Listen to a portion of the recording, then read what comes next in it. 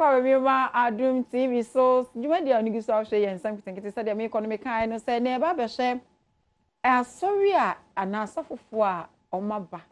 obe start nyame som kama be wi akire no na akofa obi die abehya ase na minim say sabre wo be kai bi because ye nkofo bebra ye tutu tuman ne ade free o ma sorry ase enemba be hwe ne enti a ede sa ade ne ba eye sikani bre eye kom ahoya anadi nti na de ba na me kwa mitimi nsem ya no ana wo fie wo nso ntimi nsem ya no nti ana me ne mia me papa osofo pani Reverend Emmanuel Ajekum a oda Christ Central Image Chapel e wo Kumase ana me ne ba twetwenko osofo pani mu akwa ba nsem nketenkete so bakode ko fa Adom de ateme na ono kwa ma oni mia minua me fanse minua osofo small boy Pastor Julius actually akwa baba nsem nketenkete so yo bismillah Julius edison nyame Adom oh yeshi ayache wow yo you best start free osofo pani so yeah ye ka se obi a prophet a nyame nipa hwan ni prophet a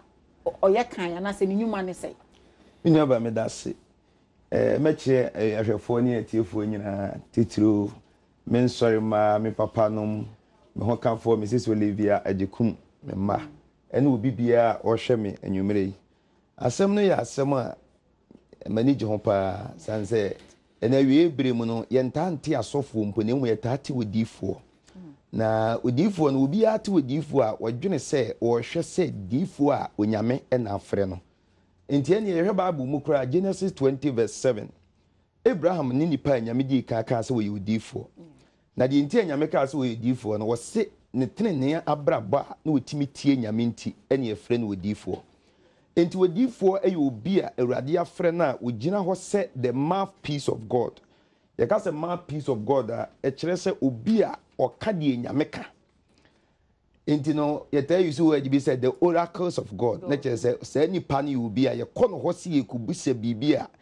de nyame bɛfa no so aka no ɛyɛ todo enti ukɔ no okubusa bibi afa nyame ho a ɔbɛka de nyame ka akyerɛ wo odifo anya obi na nipa afrɛ no na emu ye obi a nyame na afrɛ no de Jeremiah chapter 5 ha o kan say verse 1 was say na ebrempo a wo ye mojato ano na Awurade ye de enimu wo he Isaiah 49 verse 1 ha was say na Isaiah say Awurade afrɛ me na wasema no se me nkana sem enti kai 1 King 22 verses number 7 ho and verses number 14 a odifo bi trans ya na efrɛ ni Mikaia na say difo we emre bia no na oka de nyame so wonka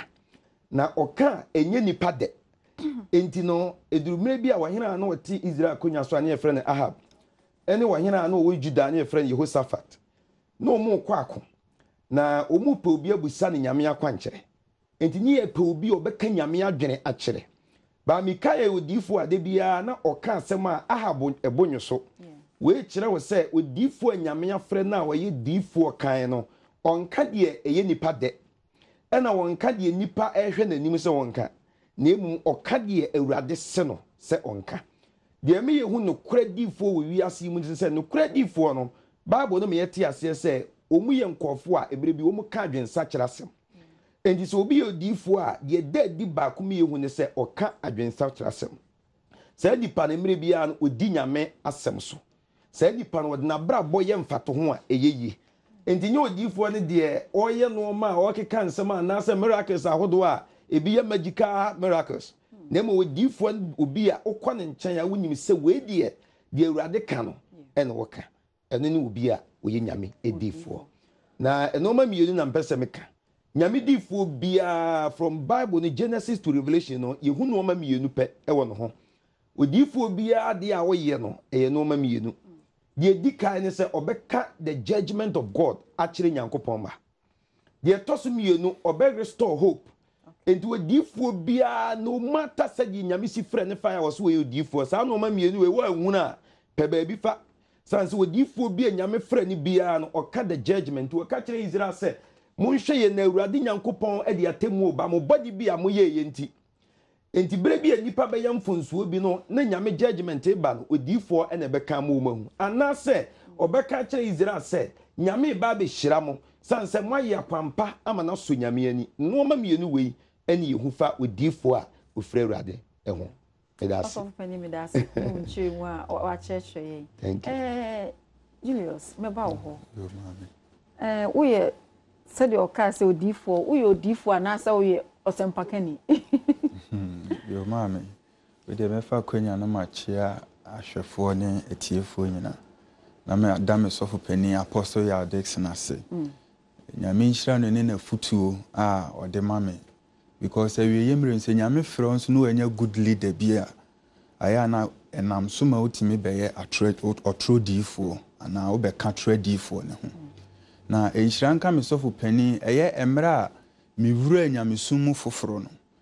ensem a ode fidi me as ne ba e wo sunsun mu no ode mame enti ade a ema me hu atrodifo ene wo mo a omo firi nyame adifo no eye ma ho kire beremu a me ko mu because a ho kire beremu na me bisa se wo ye nsempakani ana wo ye odifo o me ankasa de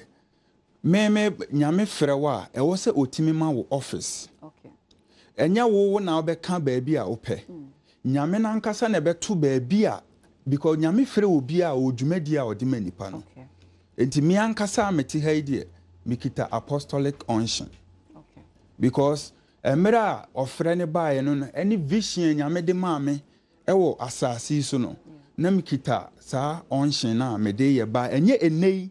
ene wo se me de ye adwuma ne enti se enei ni me hu ne daache no na me dwen se enei no na wo se me de ya ye no so be na so amama ba be ye otorodifo because emra ofrɛ ne baaye no because nyame frɛ wa ye wo no ma miensa na wo famu ansa na watimi abe nyame nipa ye wo calling time ye wo waiting time and ye wo working time se ofrɛ ne ba e wo sa wo twɛn kopem waiting mre na e wo ofrɛ ne ba no wako waiting a wo betwɛn etie nyame ne a kyerɛ office kra e wo so ode wo kɔ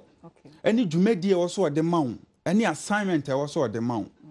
enti se waiting time no na ye mra ye prepare wo because wo ba ye bibi man mu mpokra se ye de ohene betena konya so a empanifo de ni kɔ hyedan bi mu pon no se na be ye obenya tumi bi a obetimi de atena konya no so enti se obi bia nyankopɔn pɛ se odi dwumadi bi hye ne nsa no wode ne honhom ewura sa nipa no na ansa na ode honhom ne bewura wo ne chance wa prepare wo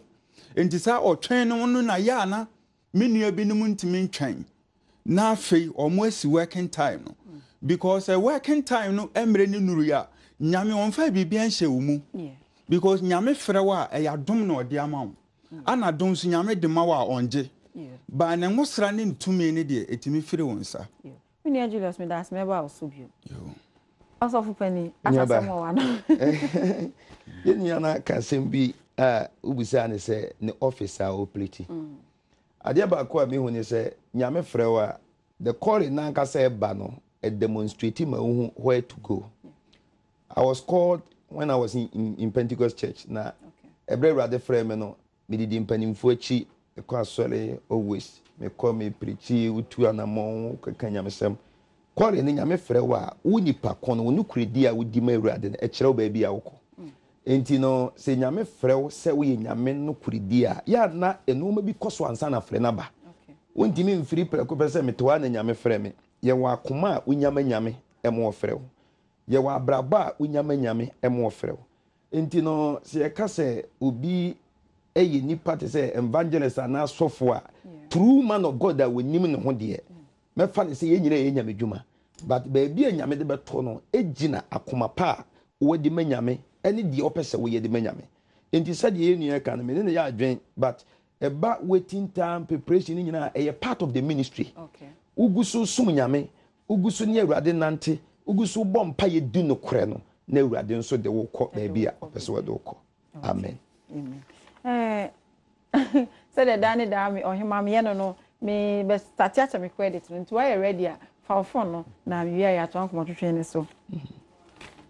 6044 1360 7051 38 so wenya fa na ebidu sa me bia me homa na wa frɛ me na one me abonkomo asafo meba wo ho abiem bla me ho me pese wo di kan ye osofo pani de emphasize Julius ya fe na oba ti question the more no best few answer na mato ama no ye hwe me botaye pa nti enem de fra mu ni edi nti na se de Julius chechwe mu yi so ofre ne ba no ofre ne beba e bi a young boy ene wasi so nyame afre no misumi hu obi oyanga wafa oyanyame juma in fact me ni ajepa me kwa mpese nyankopon bia obi afre na da chi mpese me ye wajuma na ebedrum rebi no e bi a Julius siwe say ya mompa ye amana manu sisumi na so ebedrum rebi no akwaji sumi bi kwa de abesa na sorry dem wo yesofo pani wo nkwala di wachi minim se ne make wa hu mi wati bi edi enti na ba ne sa ma fi amedas mi ni aba nyame hira se de awie bere mu no sa no ma no ekoso ya de a ye di ani hu no na ye wo no ma bebere a e ma sa no ma ne ba na mehwe bebreka side na ma hwe ye personal life ye di kai no me fa ne se money conscious ana sikani bre e ma sa de no ekoso ye wa sofo bebere ho a ma hu obi abusa ne se ka wadam busa ne se na me nua ye de na wonya asa ka ya me nua ba wade me ba ba wantima ankyere me se sa ka we ka fa so to because na me no school na we me junior kra satam na ss enti eduru ba bi na me hu no kwan bi so a na nti ase ni ba sika ekuta no na ma me hu se woni group bi na mo a eye sika ni bre ena di ni wura sa de toso mienu me ka kire se eye lack of leadership. Okay. Ye nyina ya fa sofudie mu school ahodo ene mpanimfo bi na ase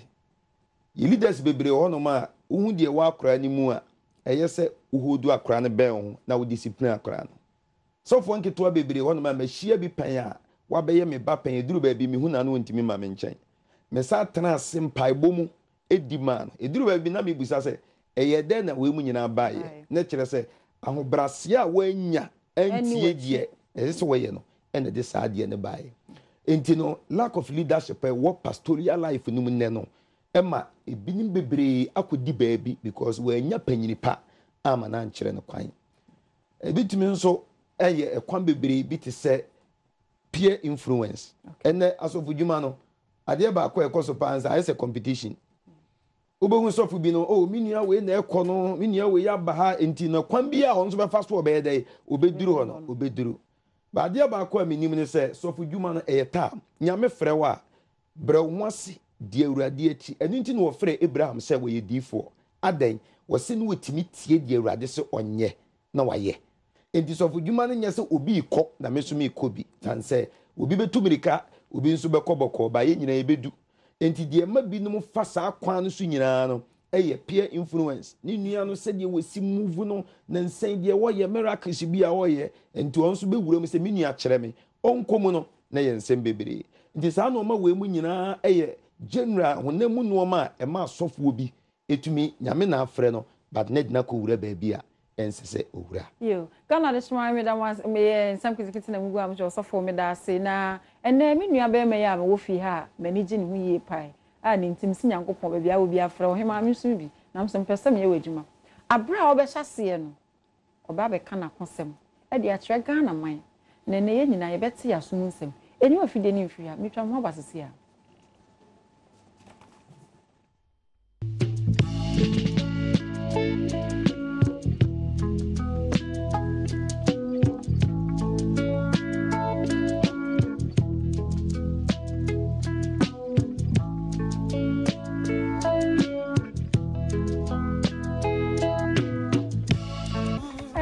kon me ka se ele mi nua be mam ni no fi ase no ansa no nyame frɛ no no ofa attitude na eno person ne Ghana man ohema amadofo no e be share nasem Julius edien o hye nyame adwuma se no edien ohaw ne atete na ofa mu se na nete you ohema na nye easy kura because abrantia jameye medjuma na me started say me kwa sorry a me kwa sorry be 1 month 2 months e kono na fe ma started so dae me so dae na me hu say me gina platform so but ewia sen so no me ye medjuma me nya me sika I've been starting quite sorry. I will say, suffer way by, we say, we are suffer. We say, we are suffer. Me call Hatoria, how we say, we are suffer. Now, me started saying, Major Juma. Now, my best yami Juma ni muye. Because of we shall come on, Abrante, or any yami Juma na, and yadi abedi. Mijai, a Juma and baby dinya me a chia for a honchre. Because first, me yam a Juma, me to me tata, me Tony and me pe. By me jay a mejume, me be share yam Juma say. A honchre nketenkete be. Enti me imagine say me kwa ye Juma because of say, me no mean to me a honchre no. Enti lady bi were your church one am your lances, and or chere me say, papa bi pe car or pe driver na or the car man.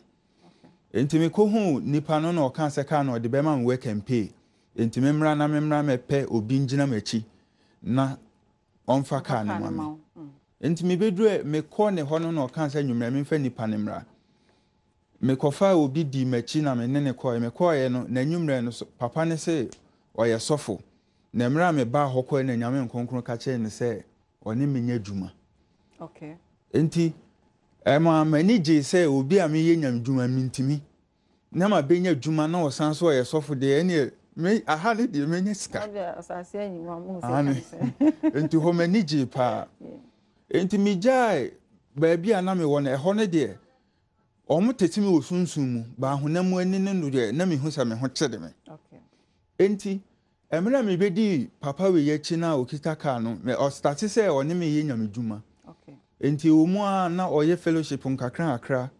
Omu a na obi abedi dance a miracle bi na happy. Na ye me de say ba bia me ye dwuma no so sofo na ben. Enti ho ne de tatahwe. Me ben tam ama e bi kura me sofo pen miracle bi o ho kura. Aha no de wi omo ye no me dru ntam. Say ne ho no na miracle bi wo ho no mu a enye nyame na ahyehye because adan na ho na ahyehye na me sumi say ase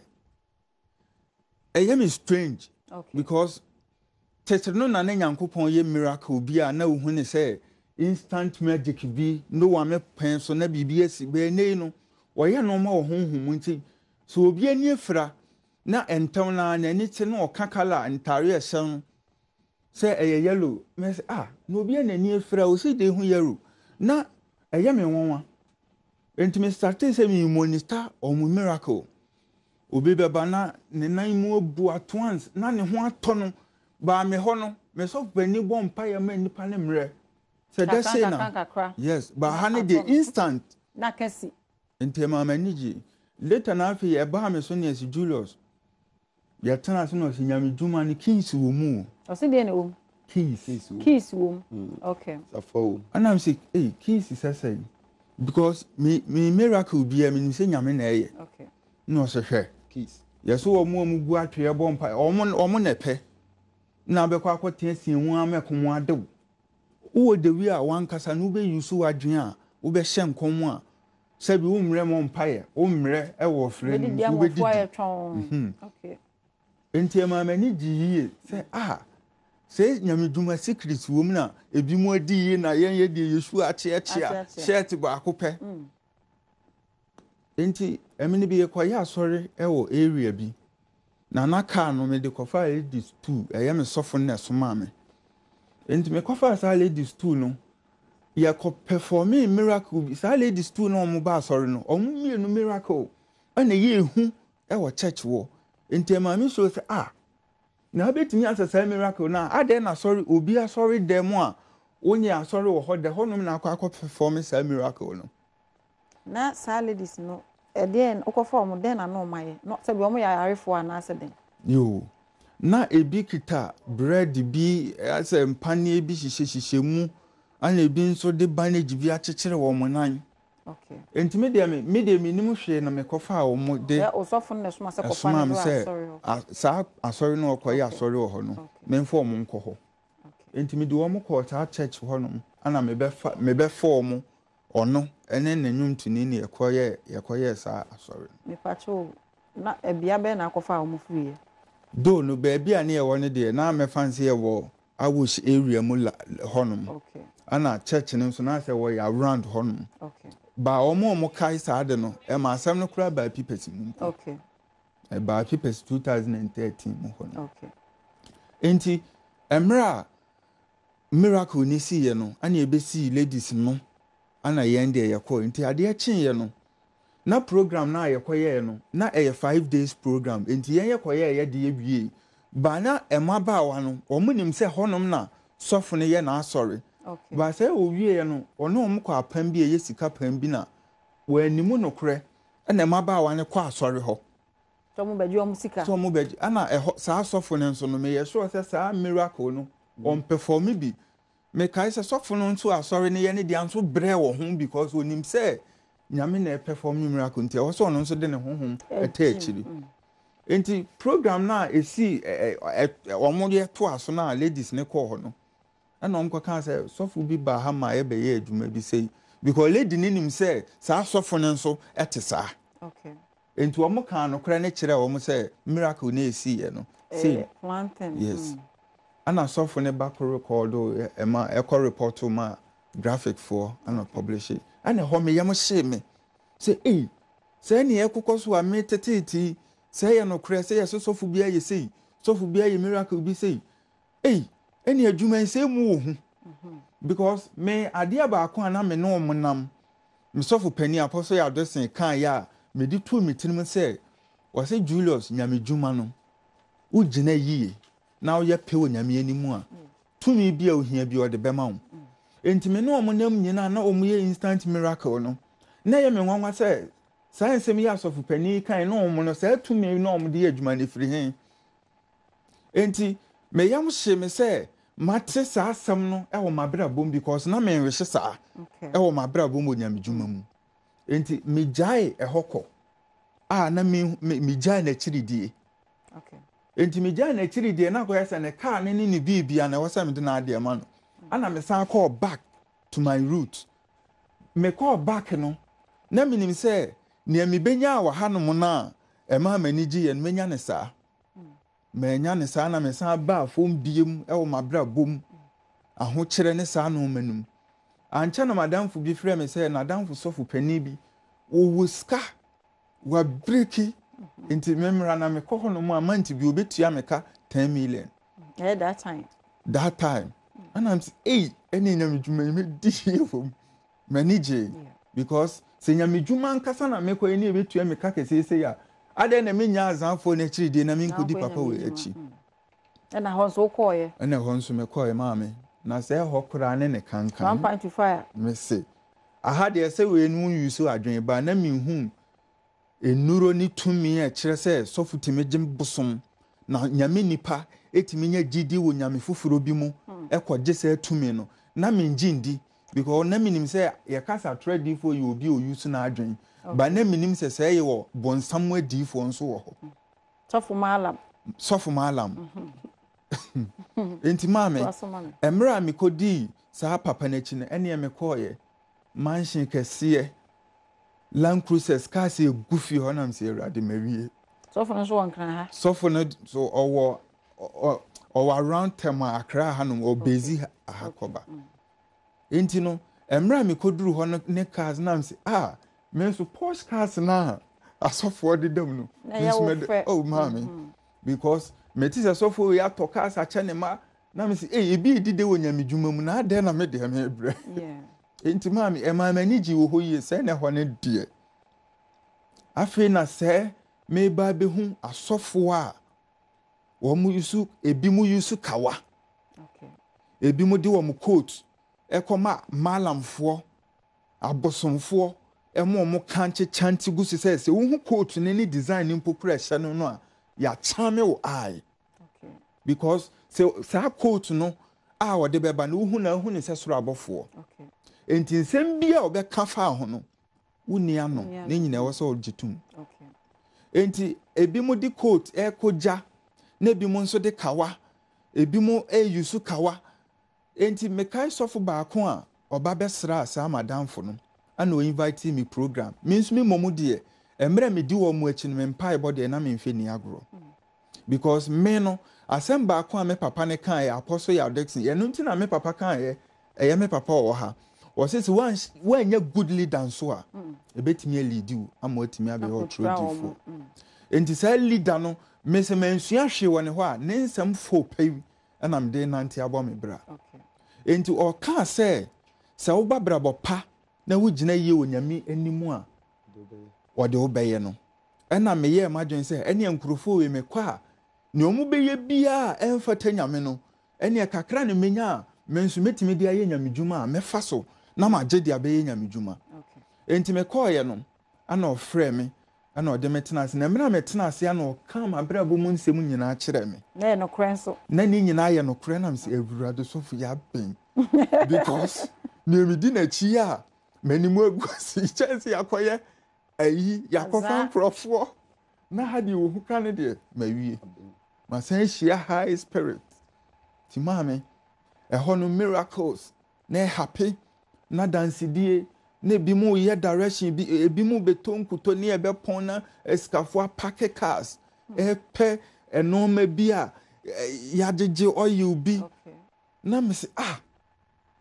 but adia me there awurade ase ne sɛ mmerɛ nyame frɛ me ne nyina me di wɔ mo akyi no na masɛm no me nto ntwene enti me kan kakra na me di wɔ mo akyi a ɛnɔma bi wɔ mo yɛ a na nyɛ no me pesa o koso sɛ ebi a yɛkɔgye we yɛyɛse bono tofa mame sa yɛ mmerɛ ne nti okay maame na mmerɛ me koduru hɔ no nneɛma a wohu yɛ a ebi ne deɛ he ɛnɔma mi hu ya saa na danfo sɔfo ne ba bɛsra me no first attempt ya me anka sɛ to me a me hu sɛ nka me yɛ bi a nka bɛboa me a me mani so ne deɛ na me sɛ bɛboa me yɛ o invite me program ne yɛkɔduru hɔ no ɛna me kɔɔ ne nkyɛn ana ɔfrɛ me wɔ ne dɛm sɛ me mmra na obi san sɛ miracle bɛ na mpɛ sɛ perform ana me sɛ miracle deɛ sɛ nyame na de perform na how sɛ me na ɛwɔ sɛ ana oyi rings by na ring no wohwɛ ring ni mu a yɛatwerɛ charming ring yɛatwerɛ prophetic ring yɛatwerɛ deliverance ring enti saa ring no ana ɔhyɛ a miracle ɔpɛ sɛ ɔperform that day no ɔbɛperform yɛn ho kawa ana ɔbɛhyɛ ana saa sɔfo no nso a mekɔɔ ne hɔ no wa build the altar da bi ɔbɛyɛ asɔre bia no ana ɔpa ne kyɛn so akɔkoto na mekɔɔ hɔ nom no ɛsan de wi a na me wura mu no sɛ manya good leader na ɛma me wura mu ato anse no a enka me de me ho bajim but na me doubt o mo no me bi nkakra nti no me kai de wi oyɛ ne nnwuma o hye o beka obi a bibia yetimi hye nipa be 100 nkom that day na me say e de etumi be nkom na mo yu so etimi yes ade no enti ade enche no no oyɛ sorry na me hu sɛ nani ayɛ kɔ na me bisa ni pa bi sɛ ade da mu pia ya onum bibia na o ti da bi afi later no me hu sign bi mpintua bi me bompa na say obeya sorry a chance o de agugu nani enti o de gu nani a wo hu bibi e wo ho ese abie nani na ese bie nani okay because me hwa brabo a wo bo adwamansem otimi de oba firi hotel o firi ho no ma na o de okoya sorry na otimi perform say miracle no ene ese me nso me ja me mpa ibokra na me nso me ye bia me nso metimi perform enti ho no me mpa ibo nyina ba afom yo Julius meba o subiem sofo se me nua no kan nsem pa na in fact me am ho adwiri my practical experience yes sofo e dey na beka kami bi twa me e dey na ma ne ba ne saa so wakasa se osofo be kwa kofa bi di aso na ni ma na ni ayekọ esan asem a o kan me mahu bi da okay ache kumase mahu sofo bi a edru time a sat na misakakra ebedu se o be starting kom se obeto nwe mu aso e be start so o be hye nkom na na ni ayekọ me mahu bi da nti ni o kan me de mahu bi da e de nti na etimi basa nya ba me da se on say kan bibi fa true prophet of God saa na ye false prophet na enwuma a me nua ne fam ni nyina ye normal ye false prophet ni nwuma Bible ne de edi ho adanse enti no okay Matthew chapter 7:22 Yesu kan ho asem wo say na obeka se yemfa wudin enhye nkom yemfa wudin nyanwade bi no so obeka cho se momfa mfiri me so nkọ mo a mo ye de enye dai entene okan ye na okan ko bewie se so wohwe na bra bone no ma bi asofo ne ya wotimi perform sa miracle na just wono an wodwene ho a enti ase nim eno kire wo se saa nipa na ene saa dwumadie na ekoso no wo mu any false prophet no false prophet ne kyerɛ sɛ ɔno ankasa ogyina hɔ no wɔyɛ false a nyame mfrɛ no ɛna ne nkɔmhyɛ nso a wɔhyɛ nso no tumi a ɛde di sɛ adwuma no ɛmfiri nyame ne duru bi no na me nua bɛbusa sɛ nkɔmhyɛ no a wɔhyɛ no yɛ ana ɛbam anaasɛ ebi no wɔse ae ɛnyɛ nwanwa sɛ odiifoɔ bi bɛhyɛ nkɔm na wɔmfiri nyame na nkɔmhyɛ no bɛbam san sɛ wɔka Deuteronomy a ɔka ho asɛm ɛwɔ Deuteronomy chapter 18 hɔ no ɛne Deuteronomy 13:2 wɔse sɛ odiifoɔ bi hyɛ nkɔm na nkɔmhyɛ no bam na ɛno akyi no n'abrabɔ ne n'asetena no wɔde wo nam kwan bi a ɛmfiri Awurade so a hu saa nipa no sɛ ɔmfiri Awurade enti ɛmfa wo ne miracles ne deɛ wobɛhu a ɛbɛyɛ out na nipa bɛhunu sɛ nipa no abrabɔ ne n'asetena no ɛmfata Awurade akwan a ɛno ma wohunu sɛ nkɔmhyɛ deɛ wahyɛ ama no bam nanso ɔno amu no ɔmfiri Awurade yo also for me that say so I ready afa o phone na yɛn kyɛ your credit no deɛ to so 6745 7089 042688 me de deɛ to so san ka ho 4013 1469 543440 na jumedi o mama so asemi ade bro Joy Industries so no me Joy diabetes o ma no me Joy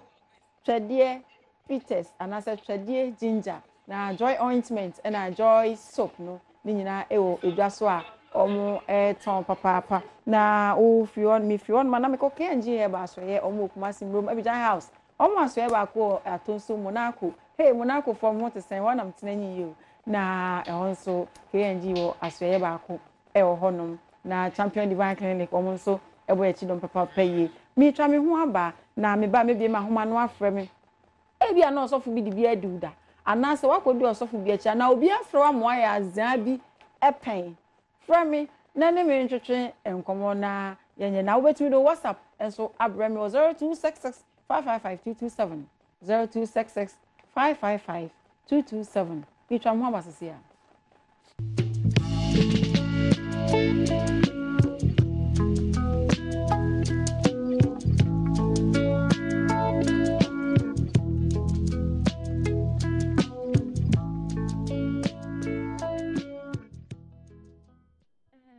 me start here free one on me makwa ba bi mba Nsem nketenkete me start here free so Julius na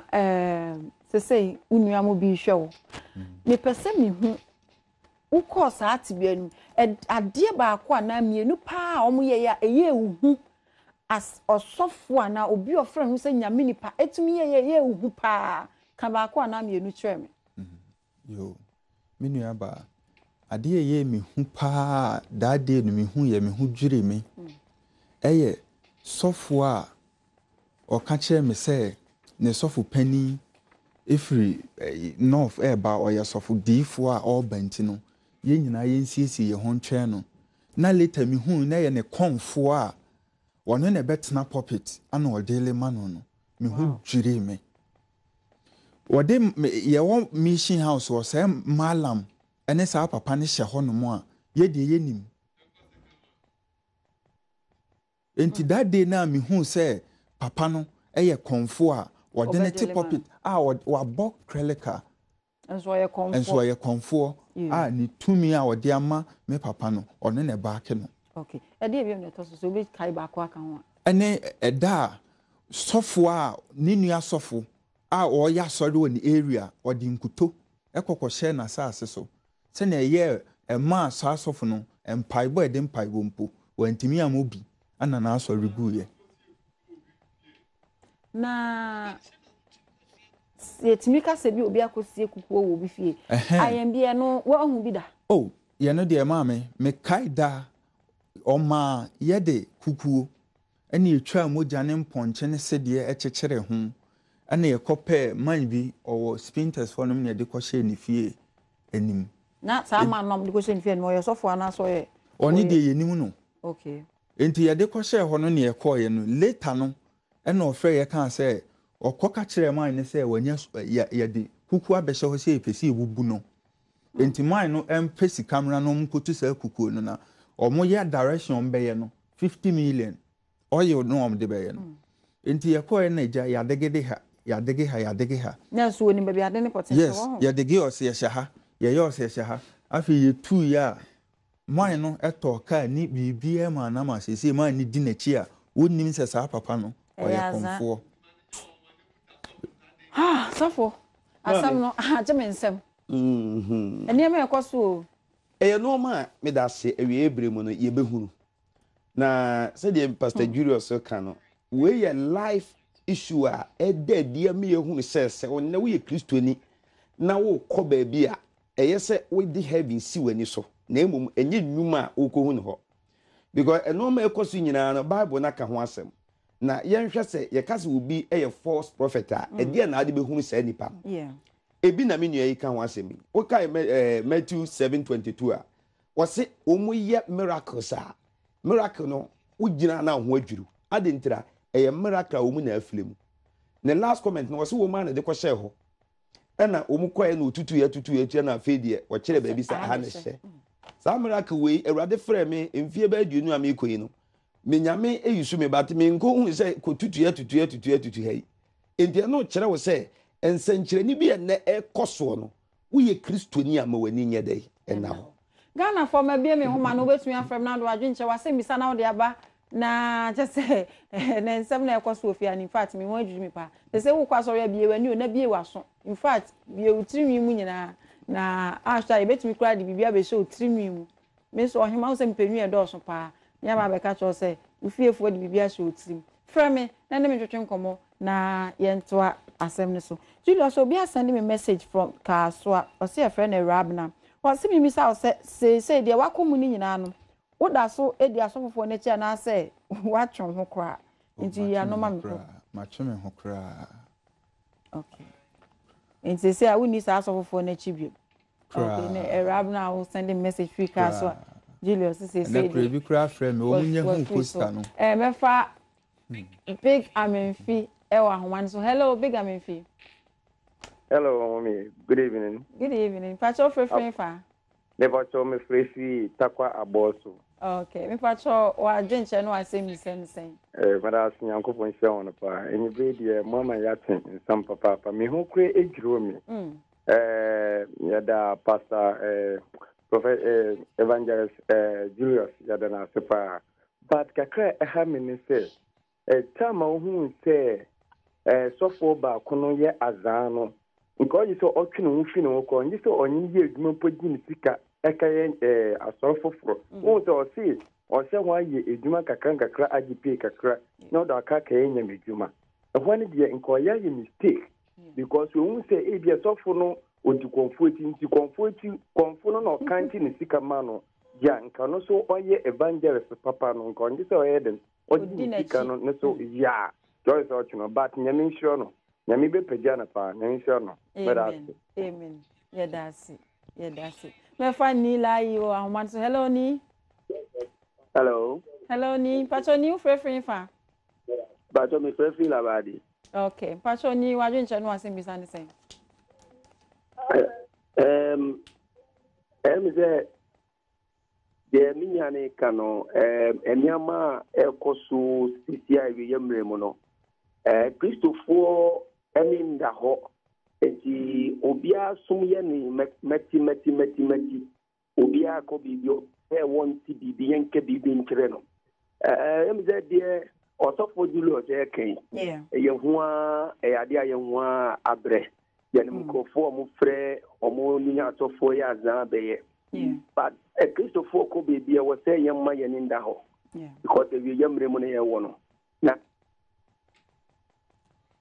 Okay, me fa Kwame. Hello, Kwame. Me fa cho nyame stamu pa program na mo ya. Nyame sure onso. E fa me so for Kwame. Okay.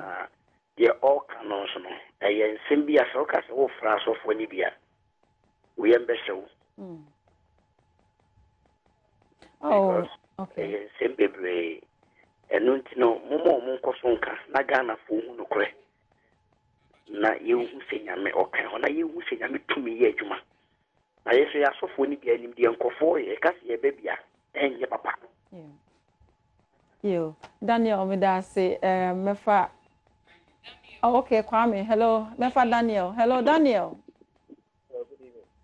Good evening, Daniel. Pacho free fa. Pacho free fa. Okay, Daniel, I didn't try no asking me something saying.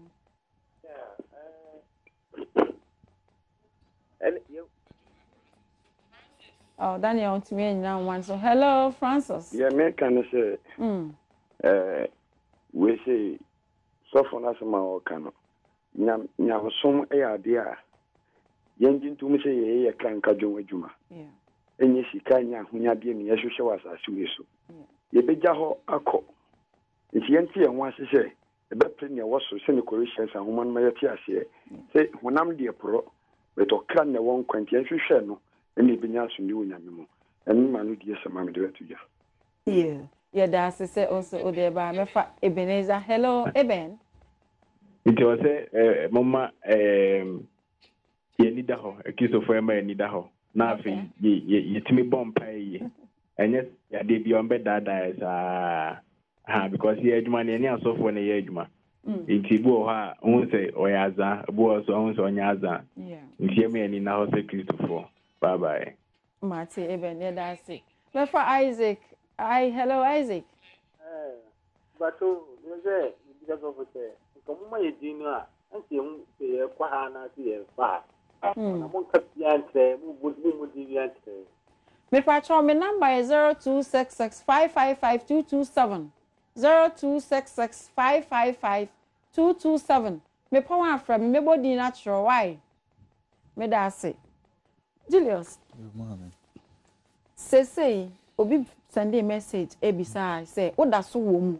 ana say wa free mu kan bi try yo e bra ye di dwumade no bekwa wieye sese de minimu biem na futu a me de be ma me nuano mu a afi wo mo ba ministry mu no say ne me fa mu no say nka me ma mani edi wiase adwapade achi ene ne emenya nne na ma mani ensi nyame so e wo saa bre na me wo me waiting minu numu no a enka de adure no ka be ye den say ka metimi atwe me ho okay because ka hu say nye obia ne komu a wotimi san na chi okay entinu say ohawa me fa mu no say unso wo hwe na wo saa te bia ni mu a menua okay bra okay because me kasa me ka ne atu bi mu a na enei mpo matibi ne wonye sika dodo no ba da ti bi ye ka wo ho asem se ne no manyina ba fom ha sofo then abeka de twato asem na jime nsem ye de nyame asese ewade ewie biri mo befa ye nuanom asofo ne wona wo practical experience sei ada bibi sei adi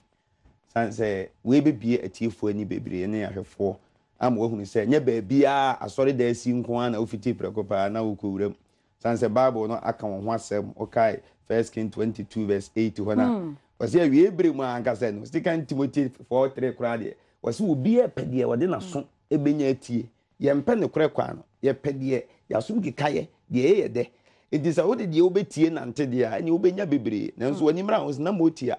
ene ehye wo nkwam no enti no me stress awie bere mu no a Christopher me yeni na ho na de enuen Awurade afa no so ade won de nani akohunu tomre bi kwa na yesuro nanso wanya akokuduro abeka enti afoforo a won so a omu wo mu no omu mani na ho na omu nwane mre Christo nchen me nua ba send me message also a gospel musician patro wan fa wudi ama o si de Julius Eka no wahu ne esensa no no kra ne sofo ama ne de wowo akwakoto a church member range over so no the miracle no what or no the 3,000 cedis 3,000 cedis 3,000 cedis me nua ba me pon afrem what number na WhatsApp me no frem na me kra me hia ne agbon komo sofo sabre ye mre ne ya ye bre patro che me wetri akwan ne wo phone number because me call send message o mo pe wo number that's it sofo Emmanuel Ajikum Kumase South Central so my number is 0242 66 79 78 0242 66 79 78 yeah so for me that's it Julius dear security reason me man fa the number ntudwa uhia na afre me number me tudwa 0266555227 na ene me nua ma me no beto twen komo ana me papa ma de nyina Reverend Emmanuel Ajekum ono na oyo sofo pani a oda Christ Central Image Chapel ewo Kumasi ono na mene ne be afie ase ya oni ebesua ade a obechehwe ye niemamu na nyame nipa bi se de ye nyomo so be edu ewo Ghana ha enka ye mre sofo nyame nhira opa Julius nyankopon nhira so so mo akokodro no abeche unuamo a yayira omo bebie ye nyankopon nhira na adwumadie omo so ya semye adwumadie ebrel e joy industry said dan da me kanu joy industry so no ye joy that diabetes ensa wonu ma unya hangover ensa wonu ma utim pile na omo dwene Ghana fo hu se nipa ye hia kakaduro o ye nipa duam na omo de twedie ginger they say kwam de twedie ne be so mbi so ohima afia mansa twedie o fra me ambu mfukura o kwaje ojo twedie ginger wo so no wo be hu se huro tani se huro no broni friend saponis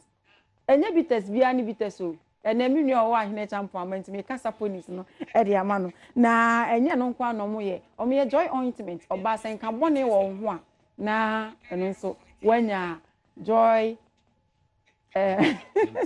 let's anya joy ointment na ye say eno nso oba wo de say hu kama sen ka bone wo moto ma wo de te na fafefa honom san ka ni nyina e be free ho e de ama mecha champion divine clinic so omso boy ase papa yi eni ke enje he ba omakofa time he ba mr e de aba ene etu malaria fever ase e de ama yin mata de semi fefefe eye elegant eye Salinas clothing sorry omo na omo pam mata de e de mami elegance na ye mi makeup yi omo West Legon miti Miss V or West Legon ono ye miti e de mami mi am di dwuma de utia mi mi de afiamansa ohima ba akopo mi mami mi so o Germany sa abre wo hwa mi mami nyami sha opa se wawo e ba fefefe na ate so ohima ne miti Ghana fo nyina e hwa mi adom dum ye adase ne ye be se hia asofo medamasi nyami sha obi bia o jemre na ohwe ye ye mummo ne hwe yakram